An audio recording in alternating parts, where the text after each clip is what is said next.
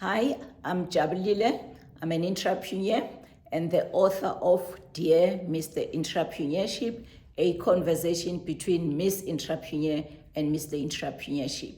Dear Mr Entrepreneurship is an entrepreneurship book that is narrated as a love story. Why I narrated it as a love story is because I wanted everyone who reads the book, whether you're an entrepreneur or you're not an entrepreneur, whether you are a teenager or you are old, to be able to consume the content and digest it with ease, because most business book, you find that they will have very complex language. They use business language that sometimes if you are not in that space, you might not understand it. So that's why I narrated it as a love story so that it makes it easier to consume it.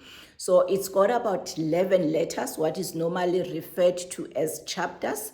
I refer to it as letters because I'm like writing letters to this concept, entrepreneurship, which I've personified into a person who is Mr. Entrepreneurship.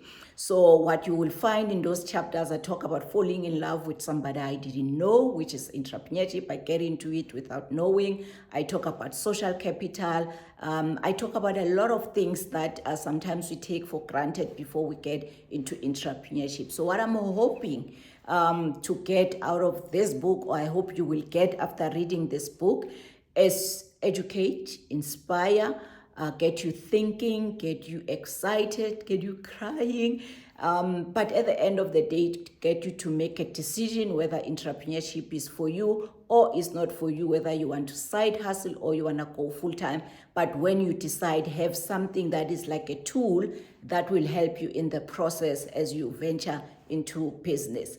But it's an easy read. It's a very easy read book. You're not going to struggle to understand it. It's very straightforward, very easy to read. But once you've got the book, trust me, you are not going to put it down because it's so relatable and it's so enjoyable. So enjoy.